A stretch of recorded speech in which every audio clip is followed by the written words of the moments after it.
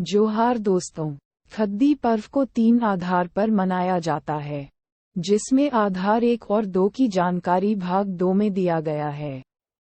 आधार 1, सूर्य संग धरती का विवाह। सूर्य के संग धरती का विवाह, इस तथ्य के पीछे बड़ा दर्शन छिपा हुआ है। उराव का मानना है कि सूर्य सर्वशक्तिमान देवता है और धरती, पृथ्वी, सर्वशक्तिमती देवी। इन्हीं देवता, पुरुष वर्ग और देवी माँ, स्त्री के संबंध से ही संसार में सृष्टि कायम हुई है। अगर सूर्य की रोशनी पृथ्वी पर नहीं पड़े तो पृथ्वी पर कोई भी जीव जंतु जीवित नहीं रहेंगे। इन्हीं कल्पनाओं के तहत हम पेड़ पौधों का उगना मानते हैं। आज भी हम महादेव और पार्वती जैसी देवी देवताओं को ही सृष्टि का आधार मानते हैं। खद्दी पर्व मनाने के पीछे कुडूख धारणा है कि इसी अवधि में धरती माता का विवाह सूर्य के साथ हुआ था। यह परंपरा की बात है। इन्हीं मान्यताओं को कुडूख लोगों ने पर्व के रूप में मनाना प्रारंभ किया।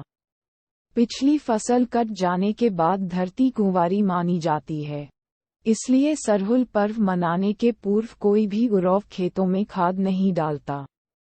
मौसमी फल का सेवन घर का प्रमुख तब तक नहीं करता है जब तक वह सरहुल, खद्दी का त्योहार संपन्न नहीं कर लेता। उरौव जाति में किसी भी कंवारी लड़की और लड़का का संबंध अवैध मानने की परंपरा है। जब तक सामाजिक रीति रिवाज के तहत उनका विवाह नहीं हो जाता है, तब तक किसी भी लड़का लड़की का शारीरिक संबंध अवैध माना जाता है। उरौव रीति रिवाज से विवाह के बाद स्त्री पुरुष से उत्पन्न बच्चे का जन्म संस्कार भी आवश्यक होता है। जब तक उनका सामाजिक संस्कार या शुद्धिकरण नहीं होता है, तब तक माँ और बच्चे को छूत मानते हैं, अर्थात सोत्रा कहते हैं। उनका दिया हुआ खाना नहीं खाते हैं। 6 दिन पश्चात माँ को नहला धुलाकर नए वस्त्र पहनाया जाता है और उसका सामाजिक रीति रिवाज के अनुसार जन्म संस्कार एवं शुद्धिकरण किया जाता है।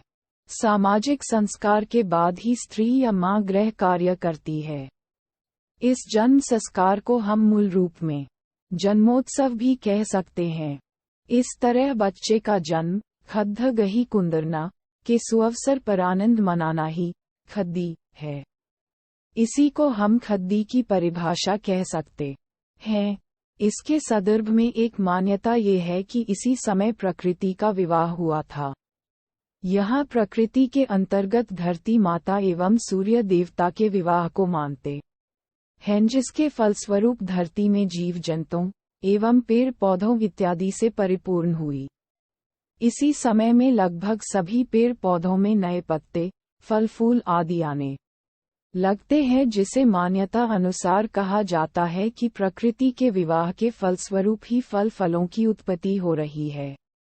अतः उरौव लोगों में कोई भी नए मौसमी फल फूल, साग सब्जियां घर के प्रधान तब तक नहीं खाते हैं जब तक कि सरहुल न हो जाए, क्योंकि उनका मानना है कि सरहुल के पूर्व धरती कुंवारी होती है। अतः वे उस समय का फूल फल ग्रहण करने योग्य नहीं है। यही कारण है कि चैत मास में उरौव जाति में विवाह नहीं होता, क्योंकि उसके अनुसार यह समय देवी देवताओं के विवाह का समय होता है। इस प्रकार बसंत ऋतु आगमन के पूर्व धरती माता को स्वच्छ एवं पवित्र मानते हैं।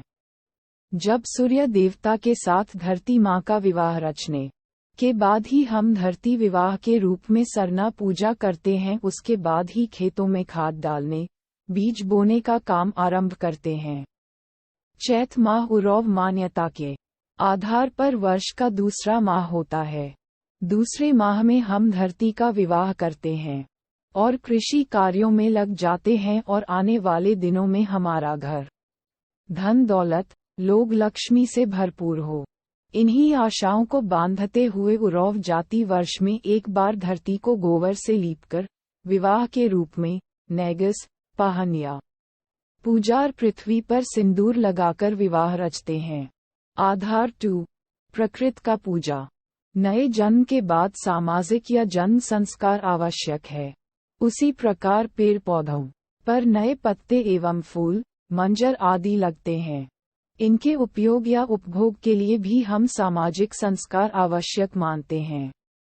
यही कारण है कि उरांव लोग नए पत्ते एवं साग, फल को नहीं तोड़ते और न खाते हैं। प्रकृति की पूजा करते समय नए फल फूल चढ़ाते हैं।